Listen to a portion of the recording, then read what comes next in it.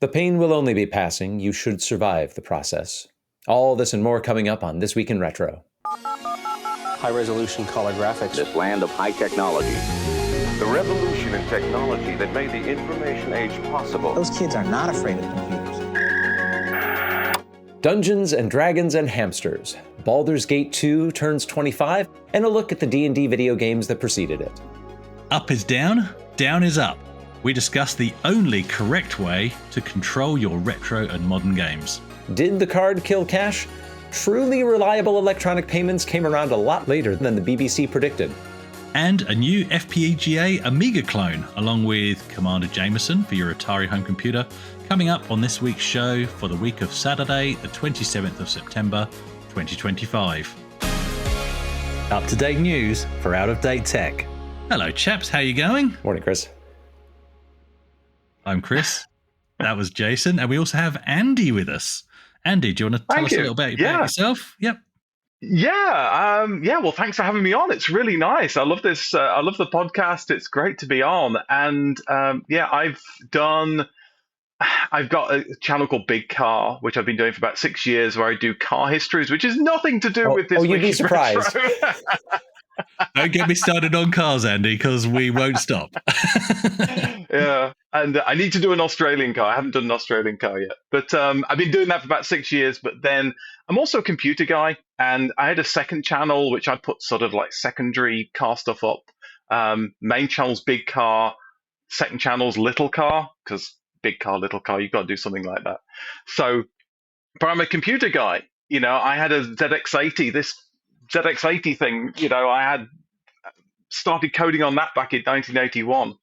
And, I got some games published in ZX Computing magazine at the time. I went on to a career in coding for Microsoft. And, so I've done a whole load of computer stuff. Those of you who remember the Timex Sinclair, the TI-99 4 story that we did a couple of weeks ago, Andy's Little Car channel had an amazing documentary on that, and we used that as part of the sourcing. Andy, please do go on. I just wanted to give that context. I did a video on the history of BASIC, or really why did all home computers have BASIC, except for the Jupiter 8 that used Forth, but then that was a whole separate thing. But all these home computers use BASIC. So I did that, it did well, and I thought, well, I've done all these videos about cars. Why don't I just start with the first home micro in 1977 and go chronologically? So I've done the TRS-80, I've done the PET, I've done the Apple II, I now did the TI-99, which was the fourth one that came along. And now the one I'm looking at right now is the Atari 400 and 800. So that's going to come out, a week or two's time. I'm just finishing the script on that. Excellent. Any cool preview material from that one for us? It was a really talented team. The team that did the 400 and the 800 was the team that made the VCS, the games console that was the Atari 2600, right? And then after they did that, they all got disillusioned with Atari and they all left, and then they kind of scattered, and then they came back together and created something called the Amiga. I'm not sure you've heard of that. I have one or two kicking around here. Exactly. And so very talented team. But Atari is owned by Warner Communications, and they're all corporate, and there's that whole clash, and they're trying to lock down what developers do with their system. But of course, another thing, I'm sure you guys know that, but the Atari 400 was originally going to be a games console, and the Atari 5200 came out in 1982. Did I say that right? That sounds right. Sorry, yeah, my brain, yeah. The Atari 5200 came out in 1982, and it could have come out in 1979, which is essentially what they were originally planning to do. And what would life have been like if they'd have launched the 5200 in 1979 before Space Invaders had come out, before any of these things come out? It's a fascinating idea that they could have essentially even more turbocharged the computer gaming market. But anyway, it's a fascinating story. It's gone way too long as a video, but it's going to be a really long, fun story. And we'll have more on the current developments for the Atari 8-bit computer line even today coming on up. But Chris, did you have any pressing car content for our car expert? This being a car day. We won't go on about cars, but yeah, we will. But, just indulge me this little bit, because I took a quick look back at your little car channel. I thought let's remind myself what some of Andy's computer videos look like, and instead I found myself going, "Oh, Mazda 3 review, fantastic," and watching that instead. So this is retro gaming related and it's car related. I think we can get away with it. Have you seen the renderings of the new Testarossa, and what do you think? I haven't seen the renderings of the new Testarossa. That sounds fantastic. There's a link in the notes. I'll certainly take a look. It's I'll click on that. There we go. Let's see if we can see it. Yeah, that's pretty cool. That's a pretty cool car. To be honest, like big fast cars don't really do it for me. Oh, really? Like, okay, fair enough. Give me like a Renault Twingo. Some like sort of tiny little. Jason has no idea what a Renault Twingo is. Yeah, it's this tiny little crazy car with like bug-eyed frog lights, and it looks really cool. Yeah, practical. Yeah, my family had a lot of Renault Alliances here in the U.S. There you go. We had a number of them in the extended family. Right, we're going to go down a dangerous slope. Yeah, shall we? Shall we get into the show? Let's do it. Before everybody tunes out. Oh my goodness. I have been waiting for this one since it started looking like I'm really going to be on this show on a weekly basis, so I really hope I don't blow this. Baldur's Gate 2, Shadows of Amn, the role-playing game based on Dungeons & Dragons, developed by BioWare, published by Interplay, turns 25 years old this month. And it's doing so without a lot of fanfare, despite being a fairly popular game in its day. Had lots of language translations, re-releases, commercial expansion pack called Throne of Ball, which wrapped up the storyline that had started in 1998's original Baldur's Gate. Now, those games, along with 2 installments of a game called Icewind Dale and a quirky, it's kind of a role-playing game, it's kind of a point-and-click adventure called Planescape Torment, they were all developed on something called the Infinity Engine, which was a game platform using 2D graphics to create a 3D isometric world on Windows and PowerPC Mac computers. There's a curious phenomenon in gaming that I don't think we see nearly as often in other media. And that's where there are 2 installments of a thing. And those first 2 installments do just okay, maybe. But then the third one that comes along in the series is a mega blockbuster. And I kicked this topic around on the This Week in Retro Discord channel earlier this week. And we found that there's a top tier of some game franchises in which the third game sells at least 10 times as many games as either of the previous installments. Now, in that rarefied category, you find RPG series like Elder Scrolls, which that's the first time I really remember noticing this happen, because statistically, nobody bought either Arena or Daggerfall, and everybody bought Morrowind. There's also Fallout, and yes, I'm leaving out Fallout Tactics. Historians can blame me later. I'm leaving out Tactics. We're just talking about the 3-numbered games. Plus The Witcher, along with Duke Nukem. Again, another game that nobody bought the first 2 installments, and then everybody bought Duke 3D. But there's a tier that's just below that, in which the third game doesn't quite add a 0 to the previous sales figures, but it comes awfully close. Grand Theft Auto fits that bill, as does Baldur's Gate. Baldur's Gate 3 has been a worldwide sensation, whereas the first 2 games were merely, well, that's nice. You sold 1 million or 2 copies, well done.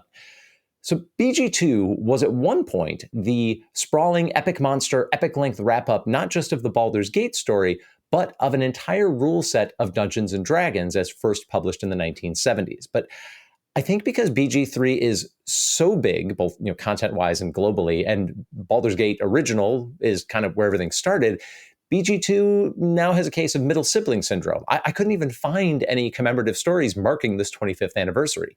I dug out my old collector's edition discs provided by Interplay, posted them myself to the subreddit. Chris and Andy, check me on this. Can you think of something else in media, not games, where something hangs around through 2 installments and then does bonkers business on the third?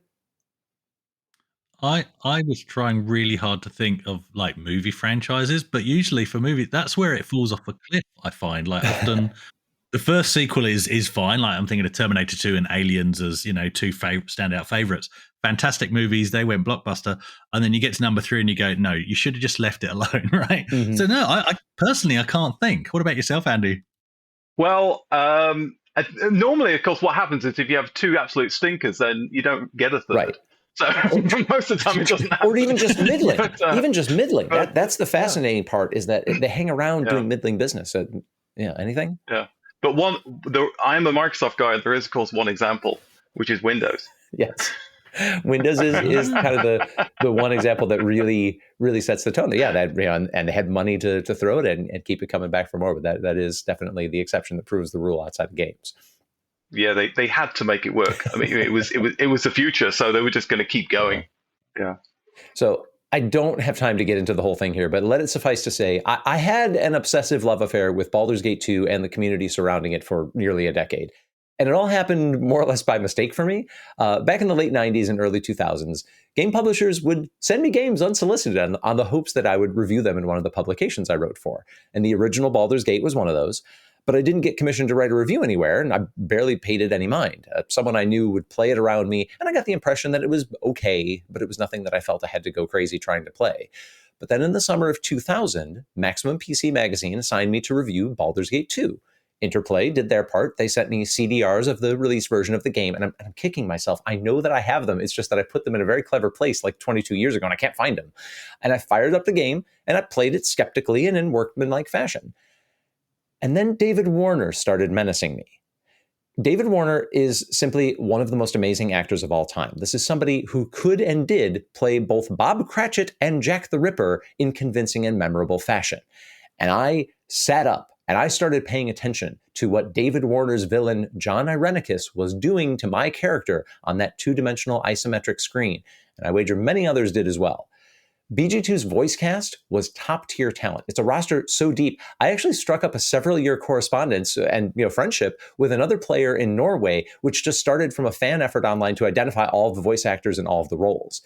And the characters in that game that could join your party felt, to me anyway, and many others, like fully realized personalities. You had the well-intentioned but shallow rich girl Nalia, your kid sister Imoen, the irredeemable mercenary Corgan, the irrepressible wizard Edwin, not to mention the troubled Yoshimo, the man with a winning smile and a cool katana, but a dark secret.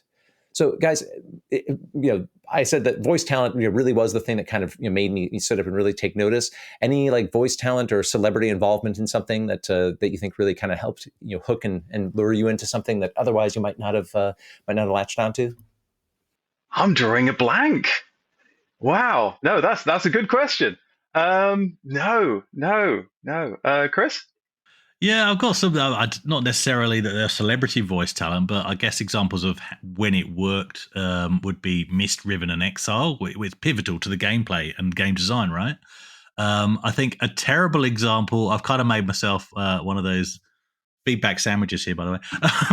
The bad bits in the middle. So a terrible example would be Elite First Encounters, which if you had the CD-ROM version, had video clips of characters when you entered the bulletin boards. And it was so buggy, it didn't really work very well. It would crash the game half the time. It was a cool gimmick for all of 30 seconds, but it didn't add anything to the game and, in fact, made the whole experience a lot worse. I think a great example of it being an additional extra, like you didn't need it, but it made the game so much better, would be Chris Barry's voiceover in Simon the Sorcerer, which I played on the CD32 not too long ago, probably about 2 years ago. That might be one of the first cases I remember of a name talent being trumpeted as one of the reasons to play a game was Chris Barry. Yeah, good call. Yeah. So Chris Barry's amazing in anything he does. He really is. Baldur's Gate 2 wasn't just a way to play Dungeons & Dragons on a computer. That had been done over a dozen times officially. There'd already been a major commercial and creative peak in the late 80s and early 90s when wargame publisher SSI controlled the D&D license. They published several successful games in what we now call the Gold Box series. And there were dozens of other computer role-playing games which were not officially D&D, but they sure have very familiar-seeming statistics, character classes, races, monsters, general vibes. But BG2 stood out because it was a party-driven adventure where your characters, for one of the first times ever in a Western RPG at least, had elaborate personalities programmed in, things to say both to you and one another. They had character romance tracks that you could play through. It took players through a reactionary land that had anti-magic enforcers. It had the Underdark and its strange evil drow elves. It let you fight enormous dragons, hugely powerful undead creatures, and yes, eventually David Warner's Irenicus, who at the end of the day was a wronged soul himself. And it did so with these lavishly detailed 2D graphics and these intricate animated sprites at a higher resolution than previous D&D games, and with sterling sound design and the aforementioned top-notch voice cast. But it was also the end of an era. BG2 was published just after D&D owner Wizards of the Coast put out what they called the third edition of the D&D rules. If you're not a D&D player, let me quickly summarize the differences. The first edition of D&D that evolved into the 70s and 80s was almost entirely based on the vibes and preferences of a small cadre of players that invented the format. They and they alone decided what made sense to them. And so a lot of rules are at best inconsistent or rely on questionable logic, such as there's this idea that almost any non-human is limited in how much they can progress in almost every character class. And the implication is essentially that humans are the biggest experts in any field, and they all just refuse to train non-humans past a certain level of competence. And it's tough, you can't look at it too hard or it all unravels. The second edition, which Baldur's Gate 2 used, made a few things a little more consistent, but it was still heavily a vibes-based game. From a modern perspective, first and second edition, you can just consider them the same thing. The third edition was a massive departure. It was created by a new team that said, hey, rather than vibes, what if we use math and spreadsheets to work out ways that we can make these different abilities and character classes all kind of equal rather than just a bunch of arbitrary limits? And the math ends up being flawed in a lot of ways, but in principle, at least, the rules become a lot more consistent and logical. So BG2 gets released just after the books with the third edition rules come out, but it's still using the second edition rule set, and it's borrowing a few fun concepts loosely from the third edition. It's also the last game in BioWare's relationship with Interplay, BioWare being the developer of Baldur's Gate 1 and 2, Interplay being the publisher. Interplay was a once-storied company. It had hit a rough patch despite the success of the Baldur's Gate games. BioWare managed to secure a divorce, which took their in-development Neverwinter Nights multiplayer, online moddable D&D concept to the thing that called itself Atari back then. Can't get into all that now. Rather than publishing through Interplay as had been planned. And it was also the end of Interplay's exclusive rights to publish D&D computer games. Interplay managed to squeeze out one final game, Icewind Dale 2, which used a modified version of that same Infinity engine that powered Baldur's Gate and its siblings, Icewind Dale and Planescape Torment. But that was the end of the line for story-based adventures from that company. There was an internal development at the flagging Interplay to create a Baldur's Gate 3 way back in the early 2000s, but that was shelved and the whole concept went away. So the original D&D game that was defined by those first and second edition of the rules, that had powered video games going all the way back to 1982, where there was the original Advanced Dungeons & Dragons, Cloudy Mountain, and Treasure of Tamarin games for the Intellivision. And those were basically just arcadey dungeon crawls. But that rule set took it all the way through 2001's Throne of Ball expansion for BG2. That's a heck of a run. Baldur's Gate 2 was also the highest watermark for a role-playing game based on a 2D graphics engine. It would never attain those heights again. The Infinity engine lived on, sort of, in the hands of modders for the next decade, and then in the form of enhanced edition re-releases and add-on packs that came out for these games in the 2010s. So, happy birthday, Baldur's Gate 2. Gather your party before venturing forth for me one more time, if you've got 80 hours of playtime to spare. We are sponsored, thank you very much, by Pixel Addict Magazine, which, just having a flick through, I'm not sure if you're familiar with their website, but you can actually get a preview of the current issue. So issue 30. We've talked about the Casio, the wonderful cover art for the Casio. So there's a piece on the history of Casio inside there. But you can flick through. They've also got a retrospective look at Bill Gates' predictions for the future in that same issue there. But they've also got, and people don't talk about this when they talk about Pixel Addict, they've got a pop culture section. And so in this particular one, on pages 54 and 55, it's about Captain America, the comic books, the toys, and all that kind of stuff. So really worth checking it out and buying a copy or 30. Yeah, and I'm just noting here, and we talked a little bit about tariffs, and they had created some mail interruptions, but just looking at the information here that Pixel Addict does say, hey, we post it internationally using economy surface mail. So that's Royal Mail origin. But after a few days of glitchery, Royal Mail has figured out how they're going to send to the U.S. again. So if that was a barrier for you, I'd had an eBay purchase canceled on me for that reason. But if that's a barrier for you, seems like that's been sorted out. At least check back with us next week. But we're okay so far. That's good to know. Andy, what's the website address for people that want to check out Pixel Addict? It's pixeladdict.com, isn't it? Oh, You'd close. think. It's addict.media. Very close, except not close at all. Yeah. Thank you, Pixel Addict, and thank you, Andy, for taking a try. The year is 2055. You're sitting in the economy section of a passenger jet, waiting to take off, ready to go meet Jason and Dave at VCF Midwest. Well, Jason will be there, but Dave got confused and went to some Apple Fest in Kansas. But, you don't know that yet. And sadly, you never will, because up front in the cockpit, a disaster is unfolding. The flight crew are going through their checklist and everything looks good, but the seasoned pilot is taking over from a younger crew from the previous flight. And this new jetliner features the very newest comfort settings for the pilots. They can set the hue of the cockpit lights for better happy vibes. They can change any warning beeps to sounds like purring kittens so they feel less offended by the aircraft correcting them with important information. They can probably even change the wallpaper on the MFDs to, rainbow unicorns or something. And yes, they can opt to turn off inverted flight controls. The captain has accidentally left the tannoy open, which is why the last words you'll ever hear as the plane thunders down the runway are, "Why won't she climb? My God, climb! Hang on, who turned off inverted controls?" Thankfully, this is a work of fiction, and there's no plans to make such a stupid change to a well-established control mechanism. Probably because it just works, it's intuitive. You pull back to pitch up and you push forward to nose down. Pull your head back to look up and push it forward to look down. That's what we do. Do you guys agree, actually, or am I completely wrong on this? Are you inverted or not, and why? Andy? You press the down button and you go down. Or as I talked to a friend about this the other day, and he said, well, surely you push forward and back, you don't push up and down, which just blew my mind. But yes. That's true. It is a matter of mindset. Chris, I look at our reviews from time to time, and they always emphasize like how light and upbeat and generally friendly. Why are we doing air traffic horror stories at this hour of the morning for Andy and me? Sorry about that. No, my dad taught me how inverted flight controls work on Zaxxon in the arcade when I was a kid, and fortunately, I haven't needed to look back since.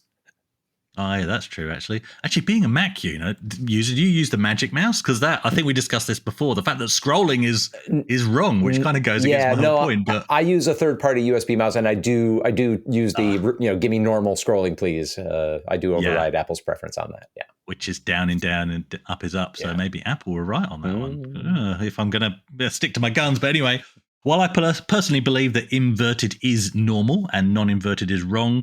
The default on most FPSs is actually non-inverted, and I can't fathom why, except apparently I'm in a sizable minority, according, that is, to a piece in The Guardian on this very topic by Keith Stewart and shared with us by Dr. Local.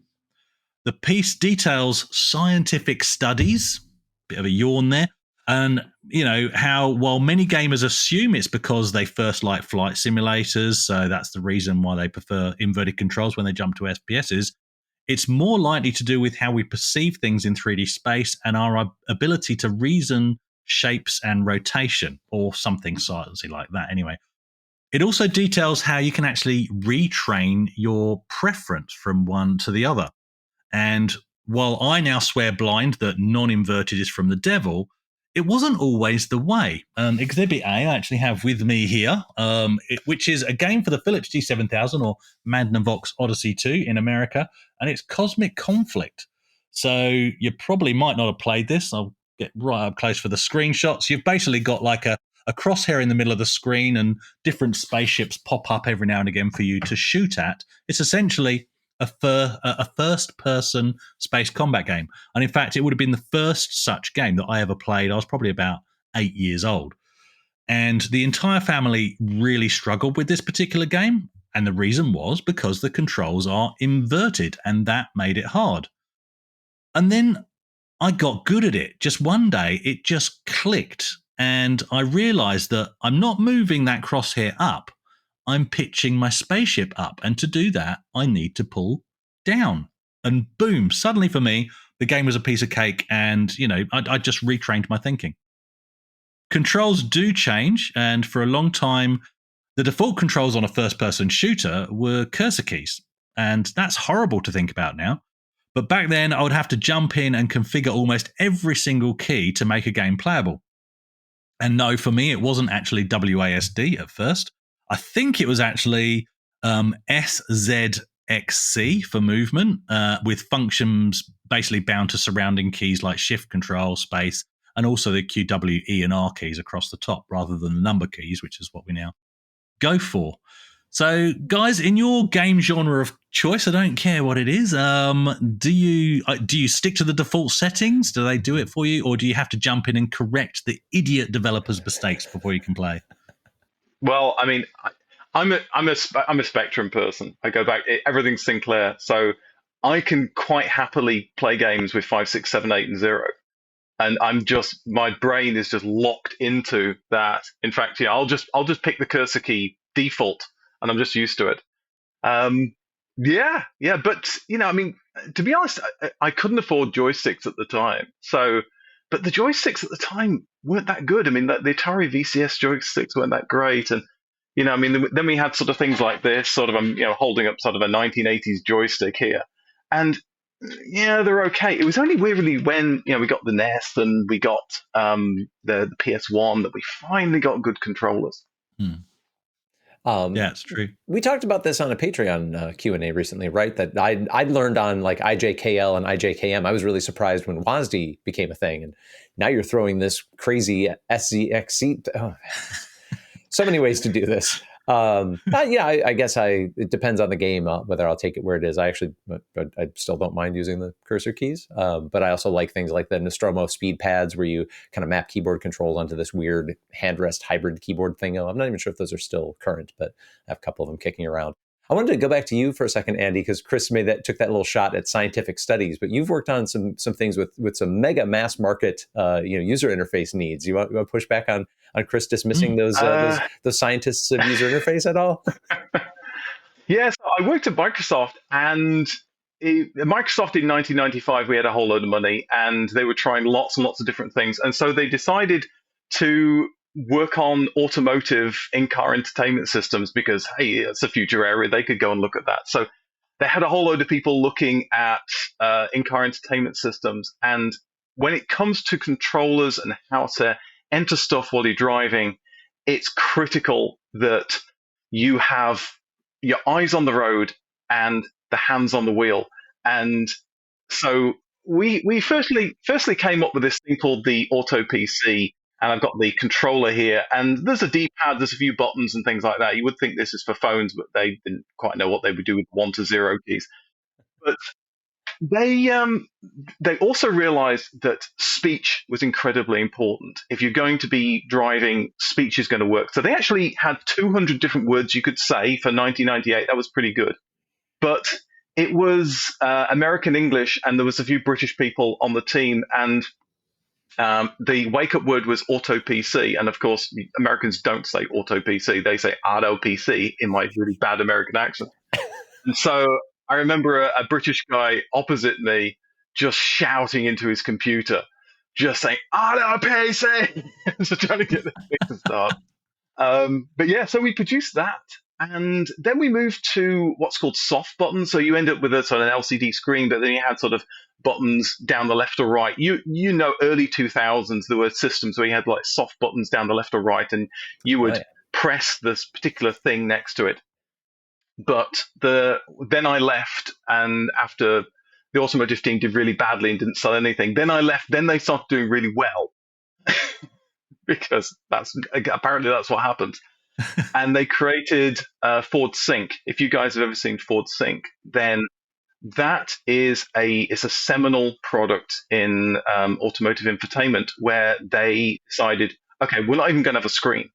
All we're going to do, everything's going to be speech. And then by that time, you got like Dragon speech, and you could do kind of like you can do just talk to the machine, and it would just whole sentences, and it would work. So they said, we're going to do two things well. We're going to do this new Bluetooth phone thing, which has just come out, so that you can use phones. And MP3 players are massive in the early 2000s. So you can connect your MP3 player to it, and you can say, play the Beatles, and it'll just play everything from the Beatles. And it did those two things really well. They had a massive laboratory filled with all the devices that potentially you might have. So all the phones, all the MP3 players, because it was a wild west of trying to do that. But anyway, that's more information you want to know about sort of, Microsoft Automotive. But it was, at the end of the day, Automotive has tried a whole load of things to try and get distraction out of the system. And yet now we've gone to touchscreens where distraction has come back into the system, but it's cheap. And that's why people want touchscreens in automotive. But we've still got speech, and speech is the saving grace. So, yeah, there you go. A lot of thinking about automotive and how controllers are going to work. I'm glad you agree with touchscreen. We're still on the topic of controls. We can get away with even those cars. But yeah, touchscreen, they're distracting, right? Because you have to look at where you're touching rather than feel your way, which... Yeah, of course. And car companies knew this. They knew that while they were putting it in. Safety doesn't matter. But it's cheaper. Yeah. Oh, no. Yeah. It has made me think, though, as you're talking about voice controls that early on, and going for, obviously, voice controls got a lot better for everything, any tech, not just cars. But do you still find yourself shouting in frustration because it hasn't quite got what you've tried to say? Are you guys still struggling with that ever? No? Oh, absolutely. I've got a Tesla, and it's terrible. For some reason, my surname is Haslam, so I'm calling my father David Haslam all the time through this thing, and for some reason it thinks I want to call David Hasselhoff. I really don't know why. I don't have David Hasselhoff in my contact list. I don't know the did guy. You get through to him? Yeah. I was going to say, take him out of favorites, and then you won't have this issue. But okay. Yeah. Oh, it's Michael Knight on the other end of the phone. Might as well have a chat. Oh, that's why any talking car is obviously going to that. Yes, it's ringing. It's nothing to do with you. It's everything to do with the bias of talking cars. Maybe it's an Easter egg in that's Tesla. The problem. I don't know why they do that, but yeah, Tesla is not very good. I'm glad it's not just me that shouts at tech. Anyway, as soon as I saw this story about inverted controls, I knew I wanted to finally get this rant off my chest because inverted is the only way. Apparently it isn't, but I think it is. And then I nearly didn't do the story because it only had 2 upvotes. But then I noticed that the conversation below the original post has exploded. And so I knew I wasn't alone. This is a topic of interest and people get very passionate about it. As said, inverted is correct and anything else is wrong, and I'll die on that hill, not by crashing. But it does make me wonder, though, because my twin boys, who I frequently mention, Luke and Zach, and who are both incredibly intelligent and tall as well, unlike me, well, they do not play inverted, and they think it's the worst control method ever. So I really need to get those blood tests done.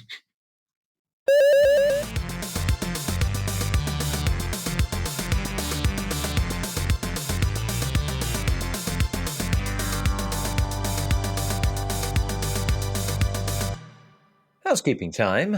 At VCF Midwest, I told the panel audience that This Week in Retro is like a modern version of the old Computer Chronicles show from American Public Broadcasting, and Glaunch 2001 over on our subreddit came up with a Chronicles-style title card for the show, which you can see here now if you're on video, and we'll put a link in our show notes to you for your later perusal. And that subreddit, by the by, is reddit.com/r/thisweekinretro. It's the way we source all of our stories for the show.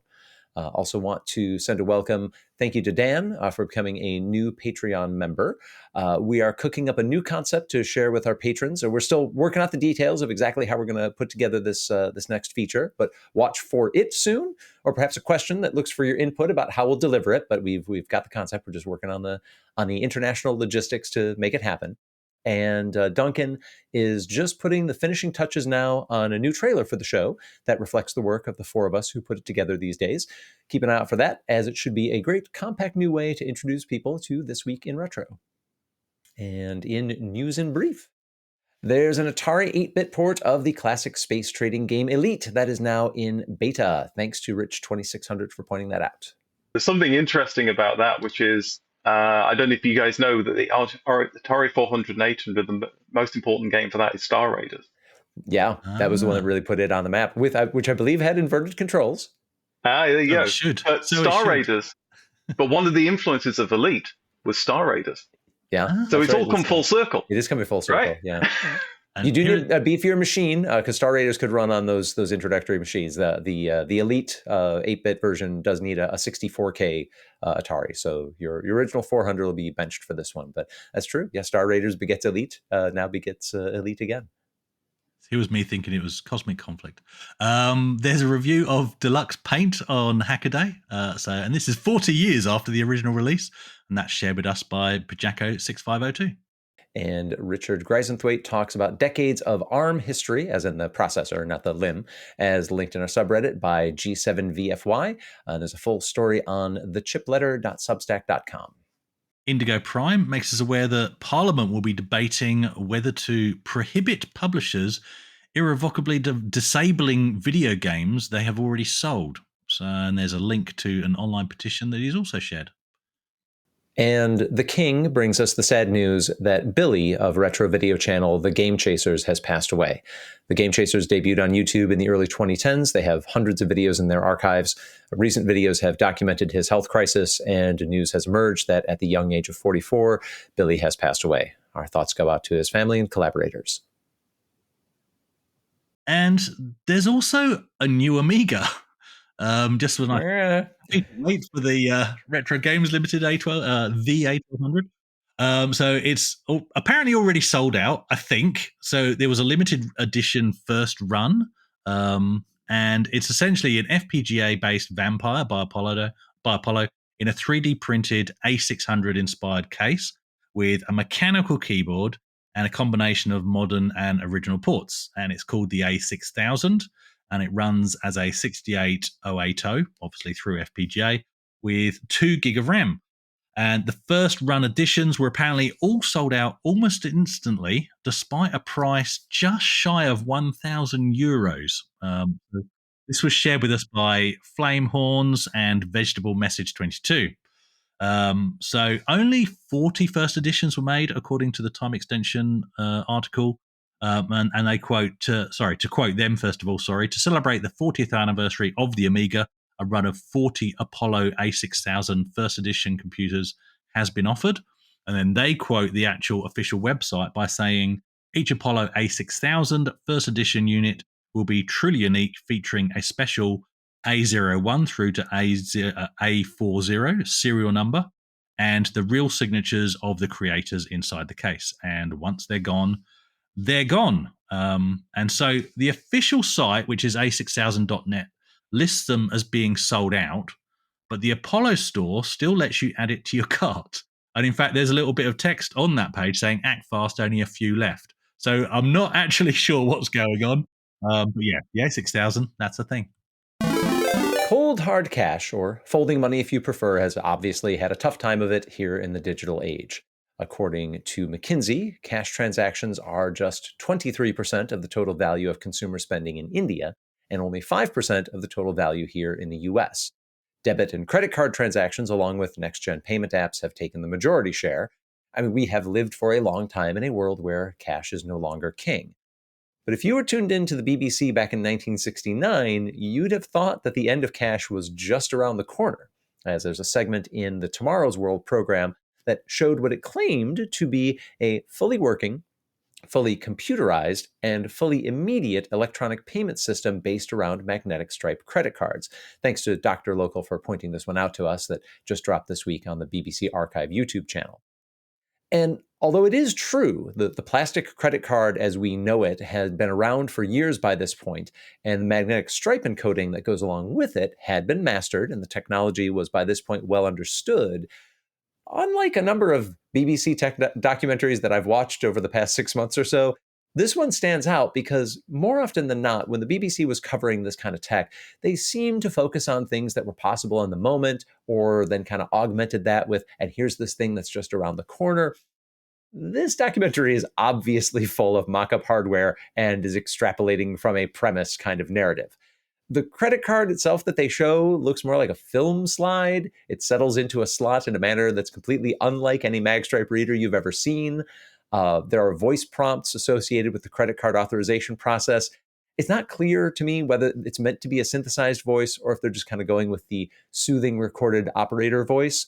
The whole effect of the way they demonstrate this early Magstripe purchase felt more like a deleted scene from 2001: A Space Odyssey, like you're aboard the rotating space station, more that than a real-world documentary.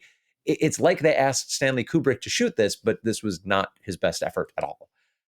Can you guys think of another time when there was a credible news source, BBC or otherwise, that got you really, really hyped up for a tech that sounded like it was just around the corner, but the real deal was actually like a decade or more away?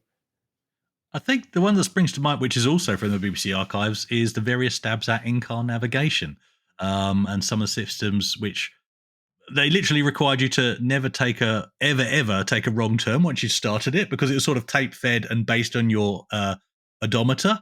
And then there were other systems that required sensor pads to be installed at every single junction on the road network, which is, of course, not very practical at all. So those are the only ones I can think of. It wasn't quite ready, but they made it look like it was coming out any day now. I remember Tomorrow's World classically with the when CDs first came out, and it's like you can put jam on it, you can put honey, spread it honey on it, and scratch it up, and this thing's indestructible, it's never going to break. And then of course people got them, and they're sort of handling it with kid gloves because you get the smallest scratch on it, and then you can't play it. Interesting. I guess compared to vinyl, some of that was true, but yeah, not indestructible by any means. Interesting. Yeah, this documentary makes some other very dubious assertions. They put out there that the credit card authorization terminal, which in the program is complete with a mock-up of an acoustic modem, they're saying that this authorization terminal would cost about the same as a conventional cash register, or till for my friends on the call here, which seemed completely laughable on its face. I mean, just the acoustic modem technology would send you back a lot of money 10 years after this aired. So that there's no way. I don't know whatever kind of cartel would be controlling cash registers. There's just no way that this thing could have cost anything like a regular cash register. And I keep coming back to the term 10 years because it really was at least a decade before the major credit card processor networks, Visa, MasterCard, and American Express, before they got fully on board with electronic readers and real-time, or at least near real-time, card authorizations and debits. For years before this documentary and for years after, almost every credit card transaction would be captured on paper and processed later. So merchants didn't have the same assurance that they have now that the money was definitely going to be there when they needed it. And that's just one of the things that slowed the acceptance of credit card payments, something that we, by and large, take for granted today, unless people are, let's say, trying to avoid traceability on their transactions. I really distinctly remember in the early 1990s when I worked at a small pizza restaurant and our Visa and MasterCard transactions were done electronically, but American Express transactions had to be captured as a paper imprint and then sent off for processing. So I was also intrigued in this documentary to see the concept of the personal identification number, or PIN. See, I avoided saying PIN number there, which did catch on for debit card and automated teller transactions, but really didn't catch on as the standard for retail transactions, only certain kinds of credit card transactions at automatic tellers. And the use of PINs in the US and elsewhere has been kind of a fascinating story. So in most markets, when magnetic stripes were augmented by security chips, the use of a PIN to authorize the transaction became part of the deal. That didn't really catch on here in the US. A chip and a signature is still the norm, and now with contactless NFC payments through most mobile devices, even a lot of wearables, the PIN kind of remains benched here in the US unless you're doing something like at a teller. Visa and MasterCard also did a lot of marketing work to talk debit card users out of using PINs on debit card purchases. That's an entirely separate story. So the three of us are all roughly of an age. How has your relationship with money, and we'll use the term money, keeping it separate from cash, how's your relationship with it changed as our options have hugely exploded over the past 30 years or so? Well, I mean, it's changed so much. I mean, that video from 1969, I mean, I'm old, and I was born about that time, and it looked so familiar. They're sort of they're stamping all the checks. I did week's work experience in the bank, and I remember doing all that. And it was all cash, and you had to bring all your money with you wherever you were. And now we're almost cashless. We're not quite there, but it's amazing. In the last 5 years, we really have seen a big push towards cashless. So it really has changed. One thing I'll just say about the video that I found incredibly amusing is that they're trying to show this guy goes into a shop and tries to buy a bottle of booze, and he wants to pay with a check, and the guy says, "No, we don't take checks," and so he decides to like throw a brick through the window or something, which I thought was quite amusing. That's what is implied. Yes. I mean, it's the normal thing you do when you go into a shop. You know, if you can't get what you want, just destroy it. Throw a brick through the window. Yeah, cashless. To me, it really reminds me of our conversation about optical drives. In that, it's something I don't use, but I can't let it go, and that's my take on cash. Does that make sense? It's like I hardly ever have cash on me, and I regret that quite often. Every time I go past a garage sale sign, right? And I swear, in the back of my mind, it's like I bet they had 20 Amigas going for $5 each, but I don't have cash on me, so I'll never know. And yeah, my actual habit is I'll just tap the phone and go on with my day. That's how I live now. Yeah, one of the upshots that came out of thinking about this documentary is that the magnetic stripe credit card and debit card, it's arguably one of the most durable and popular retro techs we still have in daily life, at least in the US, where that you can still swipe in a number of places. Chip uptake here was kind of slow. People are resistant to change. So you do sometimes run into a payment terminal that'll scold you to use the chip or NFC first before trying the magnetic stripe. It is rare outside of a small business that's running everything off like a smartphone NFC reader to find a place where you just simply can't use the mag stripe at all. Now, some card issuers are already warning that it's closing time for the magnetic stripe. They've stopped putting them on newly issued cards. And that decision will impact few people in the real world. There will be some holdouts that need to update their payment terminals, which the card networks have been trying to get them to do for ages anyway.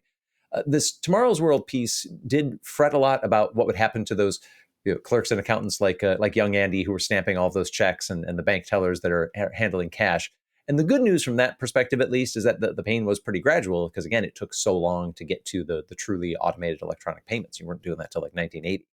Because did the card kill cash? Yes, absolutely. Eventually it did. But cash hung on well into the 21st century because the convenience that Tomorrow's World thought was just around the corner was actually quite a long ways away. And today, you really can still buy a magstripe reader for practically pennies and a do-it-all payment terminal that takes all those cards for just a little more. On now to the community question of the week. And last week's question was, what's the best place you've visited through a game? So we're out of contest mode. We're going to log in, and Andy, do you want to read out the first one?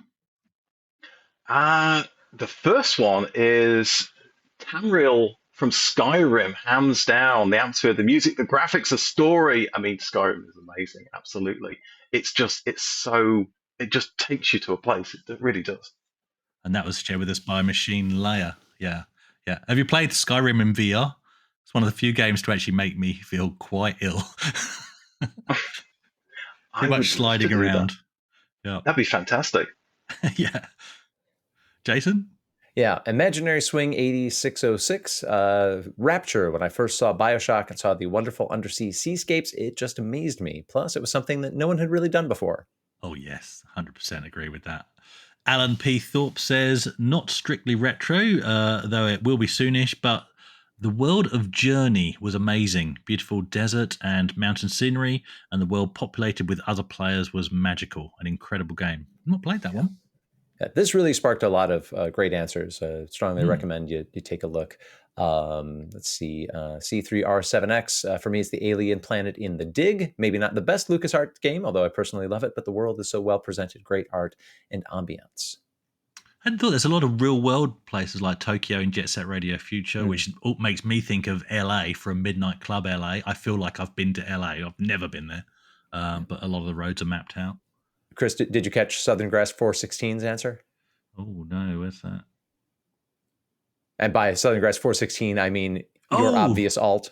No, that's not one of my alts. That's not one of my alts. Sure, it's not. No, it seriously isn't. No, I do have a couple of alts, but no, that's not me. And I don't use them for community question of the week. All right, we'll read it out, not Chris's alt.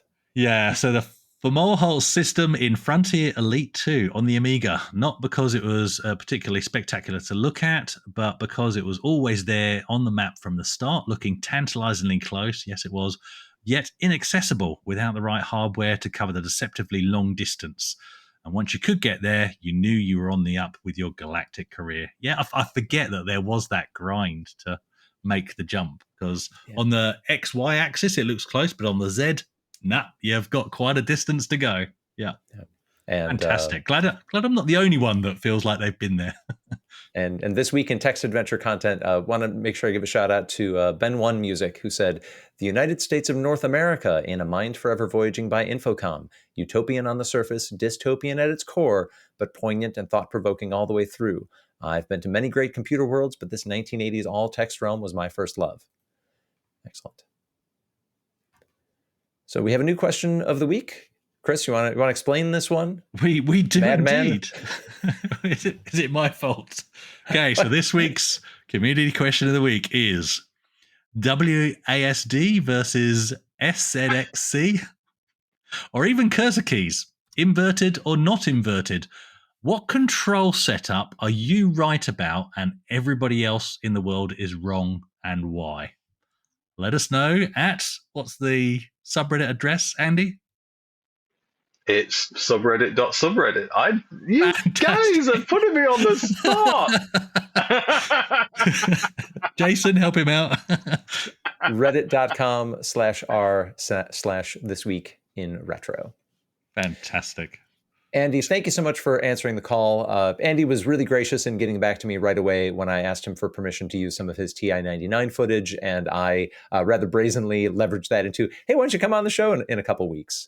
So really appreciate you coming in, sitting in while Dave was taking a personal day, and really encourage people to check you out on both the Little Car and Big Car channels. Well, thank you so much. And honestly, just being behind the scenes. I mean, I love the YouTube videos that you guys do, and the podcast is fantastic. But just being behind the scenes, there is so much work that you guys do. Not just you, but Dave and Duncan as well do so much work, and I don't think it's really appreciated. You guys do a great job. Thank you. Thank you so much. Right. I guess it's time for us to be waving. So I'm waving. Jason's waving. Andy's waving. Bye. Bye, everybody. See you next week, Dave. This Week in Retro was written and presented by Chris from 005 AGIMA, Jason from the Retro Adventurers, and Dave. It was edited by me, Duncan Styles. The podcast version of the show is available through your favourite podcast app, including Apple Podcast and Spotify. And the video version is available on the This Week in Retro YouTube channel.